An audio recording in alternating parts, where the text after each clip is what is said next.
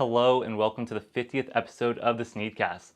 I'm Quinton. I'm usually behind the scenes, but today I decided to step in front of the camera to help celebrate. The first thing we want to do is have Alexa and Santos introduce our newest SNEED-JET innovation, the SNEED-JET Titan Tabletop Printer. Then after that, we are going to go through some of our favorite clips from the 50 episodes that span over 2 years, so stick around. But now it's time to hand it off to Alexa and Santos.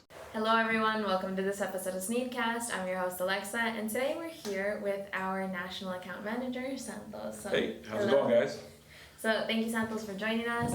Also, quick mention, we made it to episode 50 on SNEED-CAST, almost like, 2 years later? So, hey, shout out to us. I've been happy to see you guys' growth and how the episodes have ramped up pretty quick. So that's it's pretty wild. Oh, yeah. To see that. No, it's been great. We welcomed so many new products on SNEED-CAST, and talking about new products, we're actually introducing the newest addition to our Titan line. So this happens to be our SNEED-JET Titan Tabletop Printer. So let's jump right into it, Santos, if you don't mind. Yeah, no, I mean, this is our tabletop version. If you're familiar with our inline printers, our SNEED-JET Titan printer, even our handheld printers, T6 or Freedom handheld printers, right? So this is kind of a in-between step for a company that's growing, right? If a lot of our customers are starting off with a handheld printer, right? You're having to swipe across products, maybe not too much volume.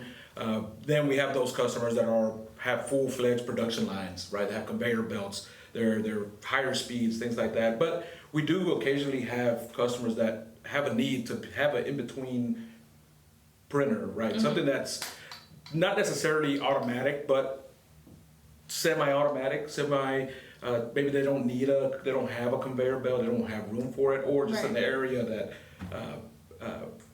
that's needed something like this, right? Okay. Who would you say that this would be primarily used for? I know a lot of our customers say they're smaller businesses, so mom and pop shops. Would you say that they're primarily going to be using this? Or would you say that more established companies are going to be using it, so for part marking and stuff like that? I can see it both ways, honestly. For smaller customers, obviously having that step in between, not having to purchase maybe a conveyor belt or something like that. Right. It's really a great cost-effective option instead of having a conveyor belt. Obviously, having a conveyor belt, you're on your way to automation. You have accumulation tables and things like that. But this is a great off-the-line product that you can actually have if you're filling bottles or kind of a small business and you want some kind of automation to be able to set up a container right in front of it and be able to print on it. It's a great option. Now on the flip side of that, your bigger customers that maybe have a R&D department or something like that, and don't want to interrupt your production line, you're blowing and going, this will be a great option as well, right? So I think for both, it'll benefit both types of customers overall. Right. And then let's jump into some of the key features, just because again, this is the newest addition to our Titan line. I know a lot of our customers are familiar with our T6, T7, our more popular ones. But what would you say makes it special? I would say the traversing head. Okay. That's the biggest difference versus all of our other printers, right? If I grab this handheld here, Alexa, you'll notice, right, if everyone's familiar with our handheld printers, is you have to make a swiping motion, right? Left to right, right to left to be able to print on something. On the Titan production line printer, you have to set it up on a line, right? So on a conveyor belt, something that's moving. With this one here, that's the biggest benefit is the traversing print head. So you're able to set up a product right on the shelf here and be able to select the button here, the doorbell button is kind of what we call it, and be able to print on that product. So if you do notice, Alexa, it's nice and red, just like our Titan printer. Set up and everything, it's very, very similar. It uses the exact software on this than compared to the Titan or inline Titan printer. Right. And then when it comes to uploading information, if you want to create messages and everything, are you going USB? Are you sending it directly from an external CPU? Obviously we can do touchscreen at this point too. Yeah, absolutely. So you can do it touchscreen, just like the Titan printer. You're able to program everything directly on the touchscreen here. If you have different serial numbers or specific numbers you want to use, you want to upload it, you can definitely do so. Barcodes or QR codes that are variable, that can vary, I should say, can be imported into the printer as well. Okay. And then I know that you mentioned you can trigger the print using the little, what is it, the little doorbell? Yeah. Yeah. So it's simple. Bro, this is what comes with the printer. To start the print, right? You'd set up a container of some sort. So you set up a container like this. You set it up here, right? And if you'll notice on the front end, when I press this button, it'll traverse the print head. It works a little bit different using that doorbell. This is what comes with the printer itself. That's how you're going to execute the print. Compared to the handheld printer that I mentioned earlier, you have to roll across, make contact with the surface, or the Titan inline printer where you're using a photo eye to recognize the leading edge. This is using the physical button to execute that print. And I know some of our customers might not be as big of a fan of the actual little trigger that it comes with, so we also offer our foot pedal attachment. Right, exactly. I mean, a lot of times being able to hold a product with two hands, especially if it's a machine shop that's holding steel products or something like that, and be able to hold it both hands, that's big, right? So having that foot pedal, definitely a big plus. Right. And then I know that with our like T6, T7, you sometimes have like that surface adapter just to ensure that you're getting that same spot like every single time. With this one, you're not cutting it out, right? Just because you already have that positioning plate. Right, exactly. You're completely cutting it out. You have the plate here that's going to help you align it with the print head and where you want it to be. Right. So that's part of the setup process of this printer, is using that and judging where you want that print to go. Right. And then another thing that I know is convenient with like our handhelds is that like 30 seconds in and out of being able to change that cartridge. Are we still maintaining that same speed when it comes to like switching out colors? So yes, it's going to be the exact same speed. If you look at the back of the printer, there's a small door here that's going to be open. You insert the cartridge same way, same maintenance, or same cartridge care, I should say. With this particular printer, it still uses the exact same ink cartridges as we currently do with all the other printers. Right. And then talking about why it matters, because obviously like we want to make sure that our customers know that they can save time, save their team. What would you say, or how would you say that the Titan Tabletop helps speed up the process instead of having to do everything like manually? So manually, right? So you're setting up this printer the first time, you're running through the same product over and over again. As compared to the handheld, right, it's very, very manual. Right. There can be some spacing issue depending on where the operator starts and stops and things like that. With this, you're getting a precise print every single time at the exact same spot every time because of where that plate is located and how you set that print up. Right. I know another priority that customers have is making sure that their products look as high quality as possible, and I know that this is going to help them out, right? Oh, absolutely. I mean, the quality is still there. Like I said before, it's still using the same ink cartridges, resolution up to 600 dpi, just like our inline production or our inline printer, I should say. So the quality is definitely still there. And then when it comes to printing on different materials, just because I know like our Titan line can handle everything from like porous, semi-porous, non-porous, is it the same thing when it comes to our tabletop printer? Absolutely. It's same exact ink cartridges that we're using that can be used on this printer. So it's still part of the Titan series. So they are still compatible with all the ink cartridges that are available now on SNEED.com. Okay. Alrighty, Santos. So from what you've told me, this is the perfect in-between. So you're not necessarily sticking with manual. You're not necessarily going all the way automatic. It's just that sweet spot of semi-automatic. It's also super compact.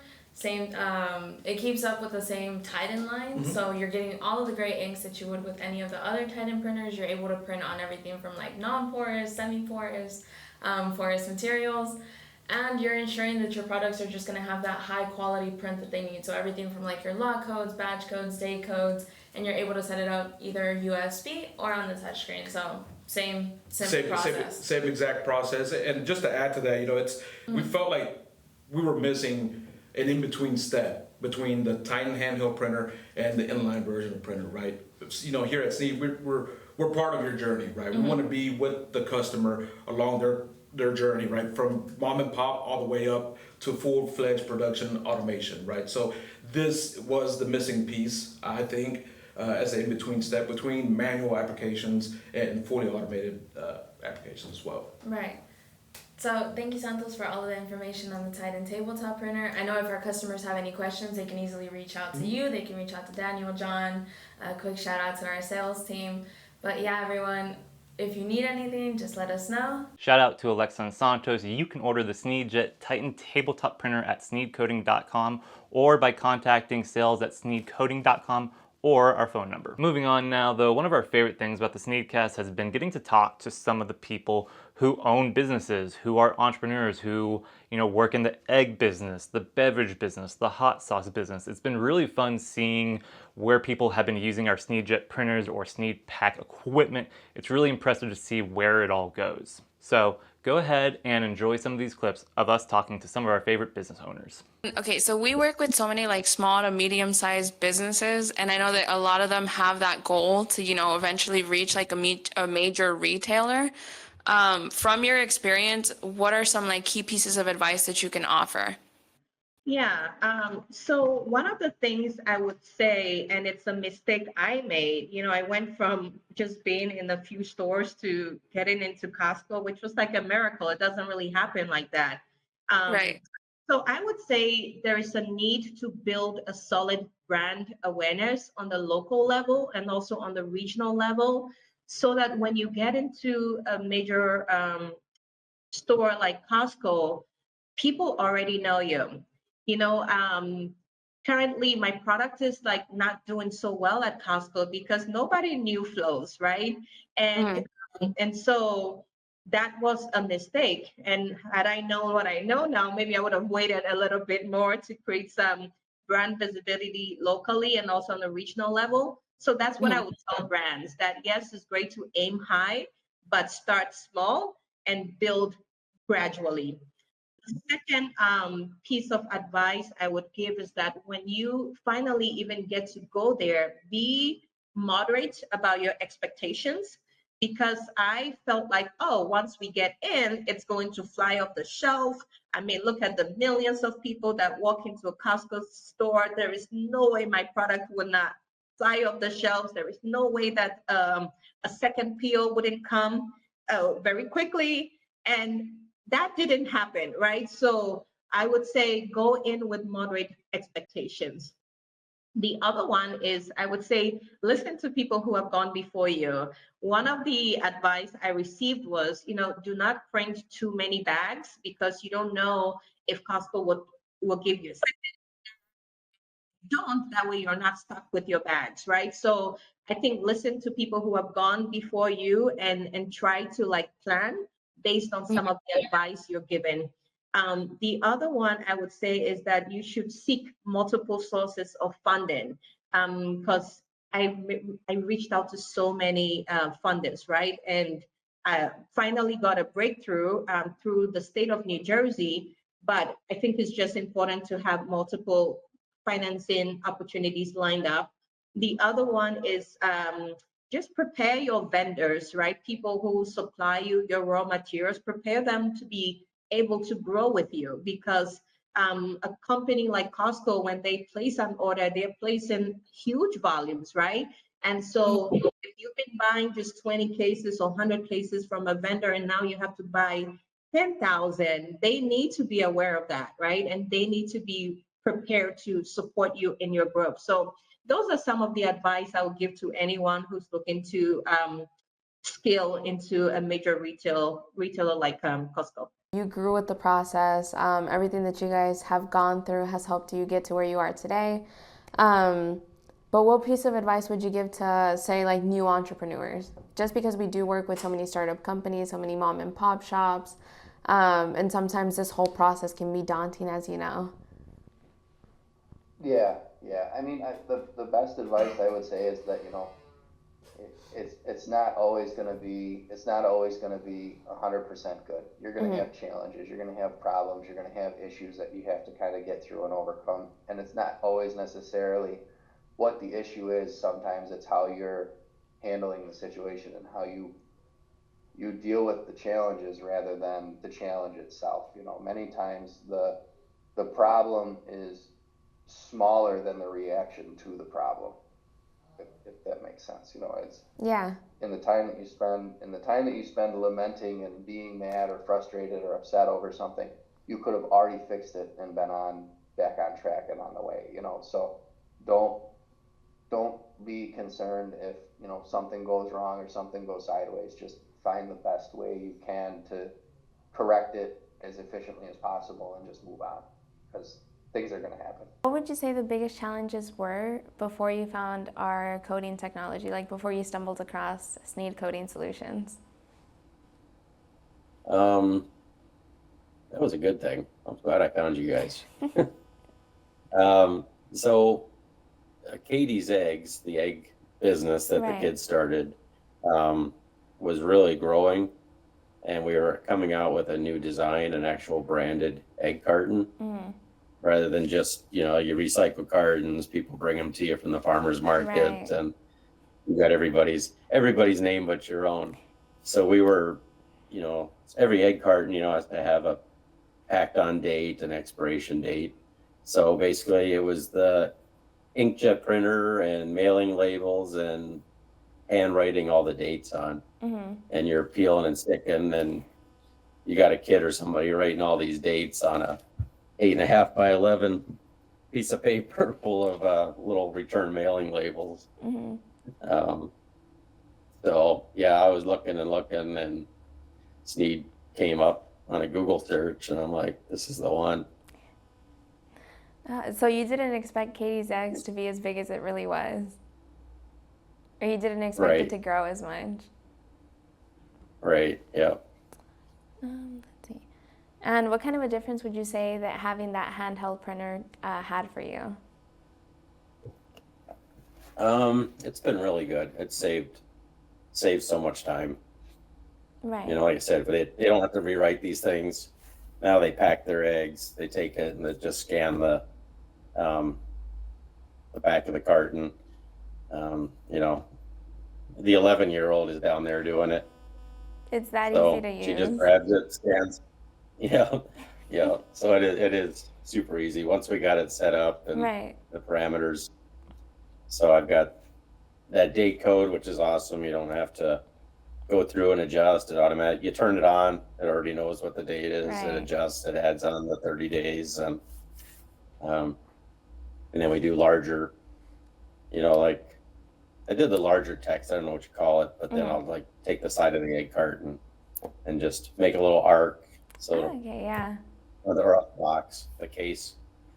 So it'll print Hidden Stream Farm or Katie's Eggs and something like that. Right. I mean, I'm sure there's a million things they can do. Oh, for sure. I mean, they're so versatile. We're glad to hear that it's super simple to use, that even the 11-year-old is just going right at it. Right. So let's see. With you guys being around for almost 4 generations now, what would you say the future's looking like? Or what would you say the next steps for the farm are? We're just going to keep on growing, you know. Right. Katie's in college. She's got 2 years. She wants to come back to the farm. You know, she's learning more about business and what she can do with that stuff. So what would you say it's like working with Dylan?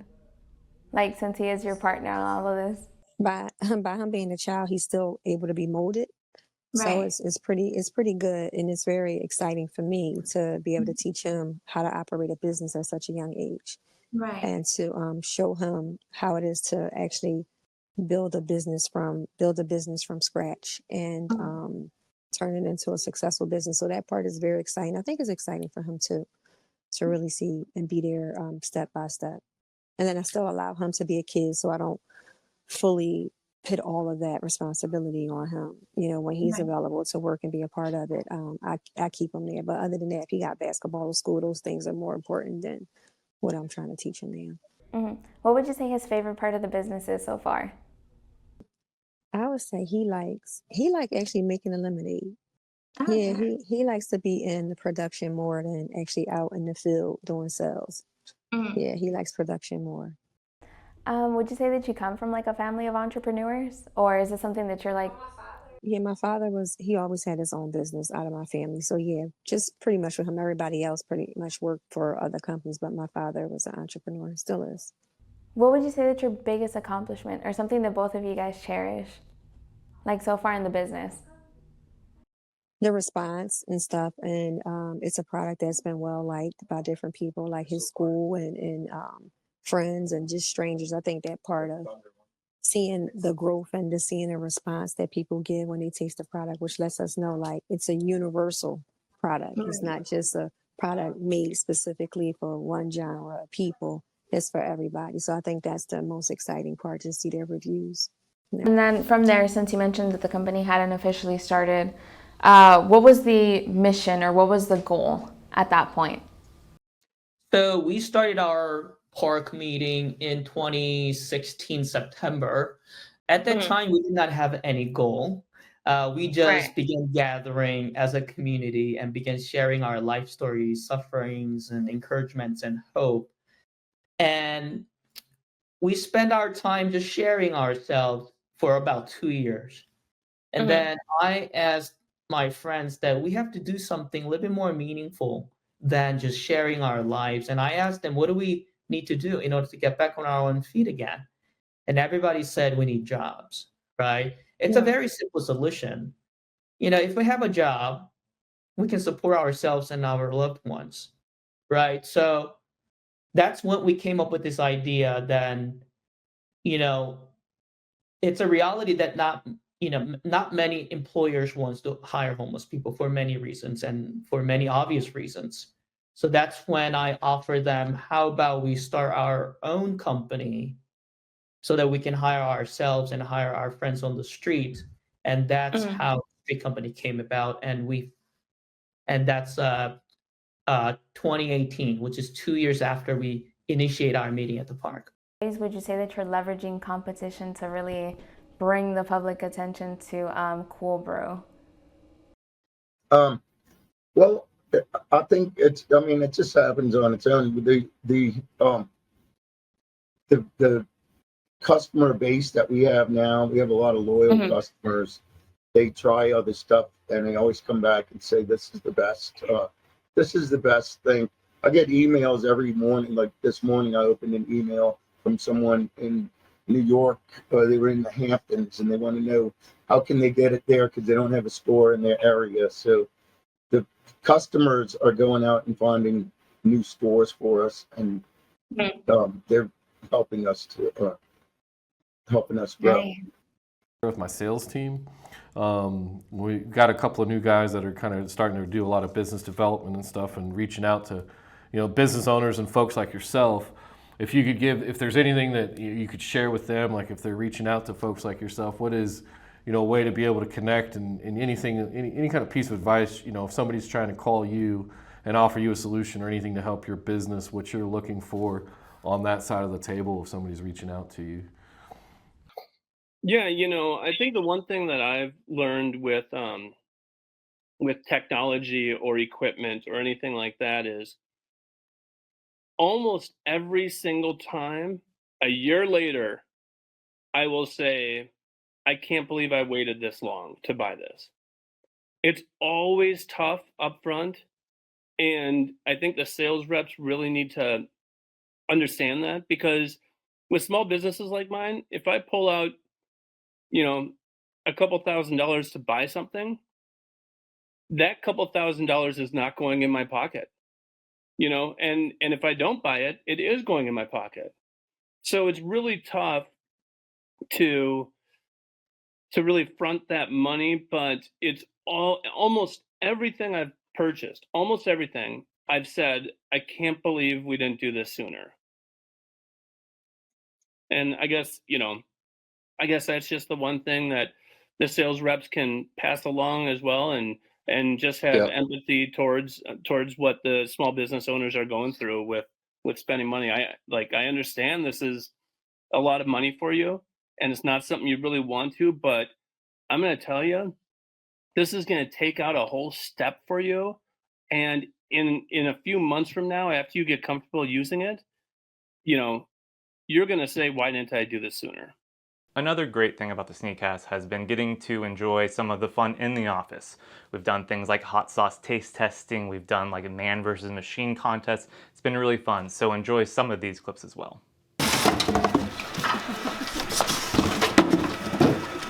Stumble in over there, John. 2 boxes down over at Tyler.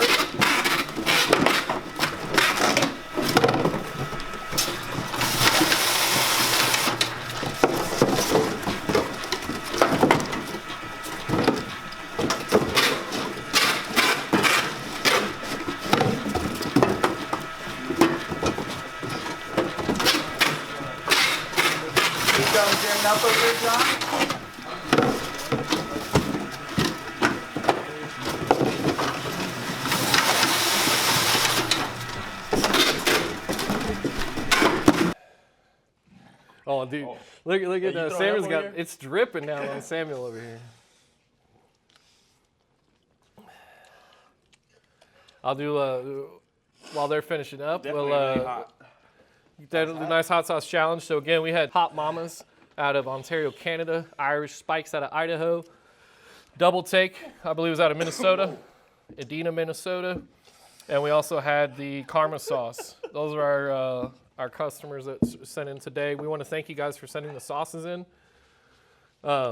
Thank you guys for being such brave sports. I'm not gonna lie, my eyes are crying under these swimming goggles. Yeah. But who do you think the team all-star is?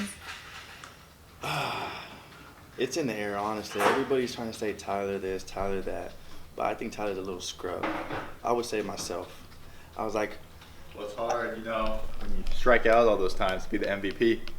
You know what? MLB players still strike out too, and they still do it big. Yeah, I got more home runs than this they're guy. swinging at 100-mile-an-hour fastballs, not little lobs. Hey, I don't care. I got more dingers than you under my belt. You got something to say, Tyler? Yeah, I think I do got You got something to say? Well, then come and say it, Tyler. Come and say Tyler. Whoa, guys! Hey, Perhaps my favorite thing about the SNEED-CAST has been talking to the many industry experts that we've had the pleasure of having on. From folks like Jessica Infante, to Corey Connors, to Jake Hall, to David Holliday, Lisa McTeague-Pierce. The list goes on and on and on, and we've had so much knowledge shared with us, and it's been such a pleasure to just have that be on the SNEED-CAST. So please enjoy these clips of some of our favorite industry experts dispersing their vast knowledge. Recharge, just like something's got to be plugged in, like your computer. It's the same thing. And if you don't, it's very dangerous. You're not unstoppable as a human. Yes, we can do a lot of great things in life, and we can do a lot of things that you think are impossible. But one thing is true, is that the body will give out when it wants to give out. And it just did. And so, for me, like, my energy comes from people. That's where I get energized, when I hang with people, not being in an office, actually, which is why right now I'm in my office, but I'm rarely in the office. And the second thing is, my mental health is something I talk about, because I spread so much positivity, I also go through the negativity. And the negativity is that I sometimes feel that burnout. I feel that loneliness. And I've struggled with it for the last couple of years. And, the way I work on it now is I've done hypnosis for my anxiety. I go to therapy. I go to a ton of physios. I do everything. I try at least old things and see what works and what doesn't. And I believe that you always got to improve yourself and always got to work on yourself, whether it's professionally or in your personal life. And I'm very open about it. And there's times where, I always tell people, entrepreneurship is fun. Yes, winning awards and being on TV and, getting, recognized by some of the, the greats in the world is fascinating and so cool. But at the same time, there's a lot of pain, there's a lot of loneliness, there's a lot of, sadness to the journey, because you're kind of doing something that's against all odds, and you're supposed to fail, in quotations, to be honest with you. So you feel that inside, that pain, that loneliness. And yeah, I go through it all the time, ups and downs. But again, having good people in your corner makes a huge difference. And being open and vulnerable helps too. Like, it really does. There's so many people that actually want to help you in life. If you just ask, it's the strangest thing. I used to never ask. I used to always be scared and embarrassed of what people would think of me. But then now it's like, it actually empowers you and makes you a stronger person. It's kind of you had posted about this recently, and it kind of, I try to phrase my question or my thought correctly here, based on what you were just saying regarding. And I feel like there may have been, you mentioned one of your recent posts about back in the 70s, there was a shift away from dual education paths, right? And this is one of my big pet peeves is where we are in this country in terms of a college for all focus that you called it. And I think that maybe there's that kind of ties 70s, right, is really when the massive push for outsourcing and going overseas with manufacturing. I feel like that maybe those two are hinged together at the hip in terms of, oh yeah, let's push all these blue collar jobs overseas and then only focus on, white collar, pushing people into colleges and stuff, because we don't need people in blue collar jobs anymore. And maybe that's just me making a very bold kind of causation correlation statement, but I feel like there's definitely some connection there between those two. Yeah. I mean, there wasn't just one thing that made this happen, right? It was multiple different decisions that were made that made a massive, drive away from, the back floor manufacturing. One of them was, when we look at my parents' generation, the Gen X generation, a lot of them saw a massive career growth opportunity when they went and they got a 4-year degree, because the 4-year degree was not the traditional thing. So they knew that, hey, if their colleagues got 4-year degrees, they were most likely to be successful in whatever business avenue they took. So then they just said they took that exact same mindset and then they pushed it on their next generation, their kids' generations, the millennials and Gen Zs, and said the only way you will be successful is to get a 4-year degree. So you mentioned light craft. What's going on there? It seems like it's blowing up. Yes, it totally is. So I checked out the Circana data, and they break down, top styles among craft beer. Light craft is up 16%. That's massive. Like the only other notable increase in dollar sales was craft Pilsner, which those are, two sides of the same coin for sure. Do you think that potentially has anything to do with, I know it's so long now, but is that lingering effects of the Bud Light fallout? Just people making that switch and realizing that, no, that might be too. That's a great question. I don't know. I think that's part of it. Like, I think the cracks in the armor there, I think got people thinking, hey, maybe we can try it. But, Boulevard up in Kansas City, Missouri is launching what they're calling Boulevard Light, 89 calories. They're keeping it pretty close to their home market, but I was talking to that leadership team and I asked them that question. I was like, is this Bud Light connected? And they said, no, we just think it's the time. We think it's right. People are looking for lighter flavors, lighter bodied beer, lower calories, lower alcohol. And I think light beer has lost its stigma. It's not really a dirty word among craft drinkers. And, craft drinkers, I put myself in that bucket. We are getting older. We're drinking less. Yeah, that's a good point too. Have a fully certified ISTA testing lab. They do ISTA testing, Amazon testing, and obviously, so teaching and research happens out of that lab as well as service to companies. We also have a materials lab where companies can come and evaluate materials, work on formulating new materials. This is more in the flexible packaging kind of space. So we have that one as well. Again, a lot of research is happening in that lab, but a lot of service opportunities for companies, external companies as well. And then the Sunoco Institute, which is really more of that kind of design side of packaging. So companies looking for packaging solutions, print trials, and each kind of service center, I would say, has relationships with other majors on campus, kind of as it fits with kind of the activities happening in that space. But for the Sunoco Institute, it's a joint partnership between packaging science and graphic communications, because in the real world, we all know that those two kind of areas work so closely together. But in a university, in an academia setting, we're actually really far apart. We're in separate colleges, and we couldn't be farther apart on campus. So with kind of partnering and working with industry, the Sunoco Institute launched 15 years ago this year. And it is this joint effort of bringing two closely related groups together under a single roof to foster academic experience, research, and service opportunities. And so that's what we do at the Sunoco Institute. We have amazing research in and around kind of package design, package accessibility, marketing, consumer engagement, consumer experience, and then also service opportunities. So brown box agency, print trials, a bunch of industry seminars. And then we just offer an exceptional student experience. Everything that kind of happens under the Institute, all of our equipment, we have close industry relationships. A lot of the equipment that we have in the Sunoco Institute is gifted and donated and maintained by companies that have this interest in helping to educate students and being a part of this. And so our students are getting to use this equipment and taking classes, working in the labs, and getting that experience. It's kind of you had posted about this recently, and it kind of, I try to phrase my question or my thought correctly here based on what you were just saying. regarding, I feel like there may have been, you mentioned one of your recent posts about back in the 70s, there was a shift away from dual education paths, right? And this is one of my big pet peeves is where we are in this country in terms of a college for all focus that you called it.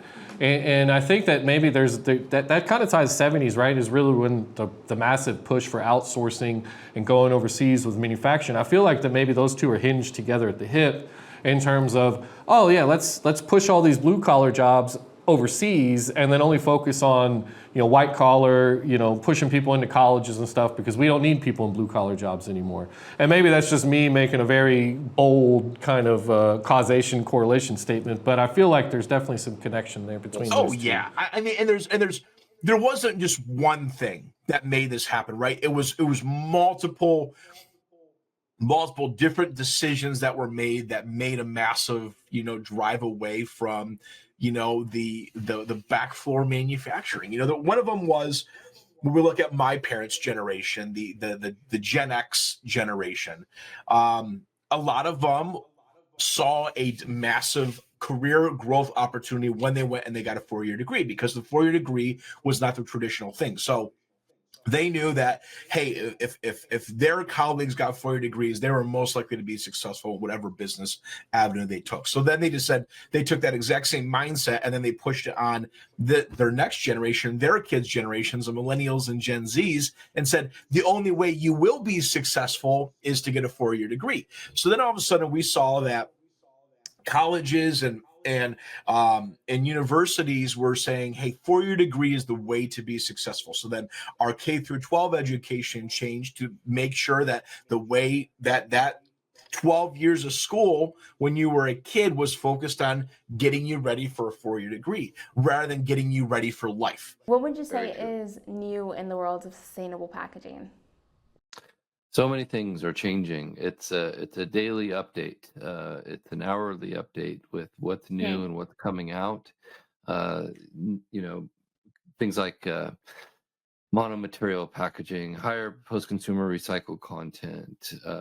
The shift to paper-based packaging is still in effect and has been leveling out a little bit as people find it difficult to use paper in certain situations. They're using plastics still with high post-consumer recycled content instead, and making sure that their packaging is recyclable to accommodate new extended producer responsibility laws, which are changing all the time. And then since you have been in the industry for 26, 27 years now, what would you say has been one of the most notable differences from when you started till now? Well, I think people are taking this seriously now. I grew up in the Northwest of the USA, and especially in Portland where I live, we're very focused on environmentally friendly or green packaging is what we used to call it. But it wasn't really taken seriously because it was more expensive. But now the shift to sustainable packaging, which is basically the same thing as green and environmentally friendly, has taken hold in a big way because people are ready. They're ready to move to those things. The EPR laws are forcing people to do that. And frankly, that's really good news. So talking about EPR, what would you say the future of EPR looks like here in the US? Yeah. Well, I hope it becomes one thing instead of 50 different rules, state by state. It's becoming very difficult to understand. There are great companies like Lorax EPI that can help you with that kind of a question, like, how is this law going to affect me in all these 50 countries that are enacting new laws and 50 states that are working towards different laws. But it's becoming very confusing and very difficult. So what I think will happen is people will look towards states like California for the most aggressive changes and then accommodate those with their packaging. And then that will become their packaging nationally because they don't want to have different packaging for each state. kind of just put a bow on it, I guess, you know, in terms of like for our audience out there listening, if they're looking at, we have a lot of customers, a corporate part of our business, or startup CPGs, entrepreneurs, a lot of people that are kind of making grandma's salsa recipes, so to speak, at farmers markets, and then they get opportunities to go into retail.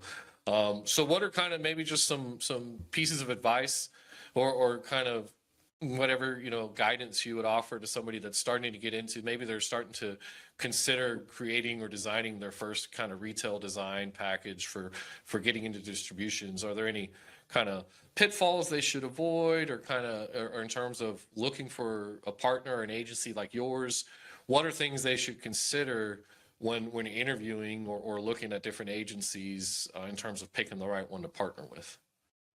I think it's important to just pick a design firm or a partner to work with that understands what your brand does and isn't just going to show you what the latest hottest trend is on your package, right?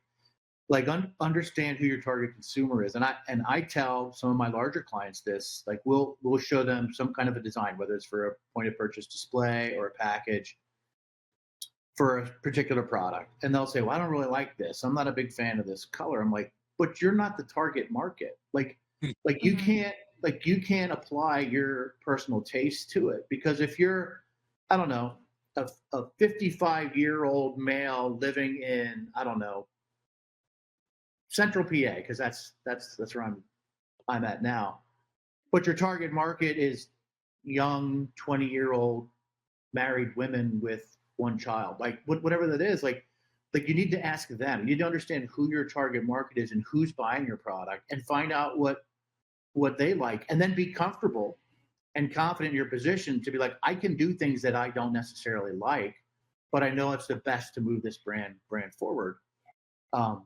And again, just understanding that target consumer and being comfortable to do that thing that you may not like. Good pieces of advice, right? Under kind of going back to the overall conversation we've had, really is know who your target audience is, know who your consumer is, know what moves them. And of course, a lot of times you're guessing, but that's part of that. Sometimes you got to do a trial and error and evolve with it. But I think we are natural connectors. So like building strong relationships and bringing people together to work as a team, I think is a big one that I've seen across the conversations that I've had on Mavens of Manufacturing.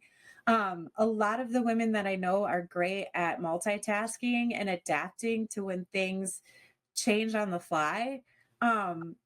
They just don't, they're like, okay, this happened, so let's figure it out and move forward. And I think that's really phenomenal, because there's a lot of things that can happen within this industry. Creativity with innovation, I think, is another one. And then attention to detail. So I was talking to some men welders, and they were talking about some of the women welders that they had on their team. And they were like, they're just better at the welds. And it's because they're like, we don't know if it's just because they have better balance or they have more petite hands or whatever, but their attention to detail on the welds is just phenomenal. So they've seen a lot of good women welders within that space. Right. And then what's some advice that you would give to women that are interested in starting a career in manufacturing?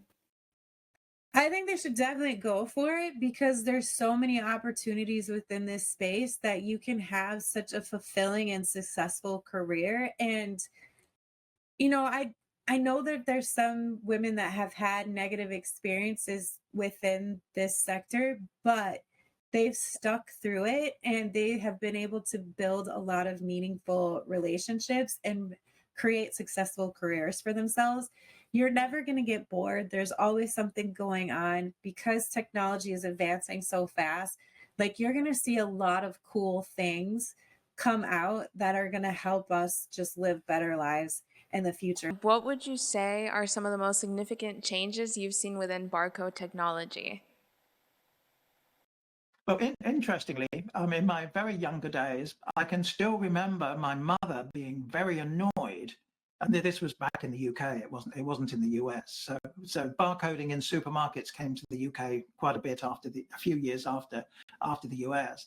But my mother was really annoyed at the fact that people were scanning barcodes rather than the cashier typing in the price, because she felt that scanning the barcode was going to be more prone to error than the person typing on a keyboard or on a cash register. Now, we all know that the complete opposite to that is true. So that introduction of barcodes to retail is one of the biggest things, certainly in my lifetime. Introduction of RFID into the defense supply chain was a very big deal as well. And it was also a lot more successful than Walmart's early efforts with RFID. And it helped that you were putting the expensive tags onto very expensive products. So whereas the defense contractor could afford to pay for them, the Walmart supplier couldn't necessarily. So there was that difference. And then also the growth in 2D barcodes. For, again, the defense, you don't think of the Department of Defense as necessarily being a supply chain pioneer, but one of the first applications for data matrix barcodes was a program that the American Department of Defense put into place for keeping track of all the items that they own. They called it UDI, unique device identification. And what it meant is, in the past, they had no idea what assets they had. And they were quite often, when they were having the wars in the Middle East, quite often there'd be someone at an airbase who needed a part, and they'd have to ship those parts in from the US, but they actually had them in their own inventory, but no one knew. So this unique identification of defense parts became a really big deal, and that was really something that got barcoding moving in the right direction.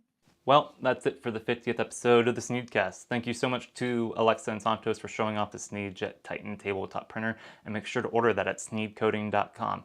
Also, thank you to all of our guests, all of those who have been on through our 50 episodes multiple times, one time. It has been a pleasure talking to everyone. And thank you to all of those who have listened to us. It has been a pleasure. Make sure to like, comment, subscribe, and tune in next time. Thank you so much.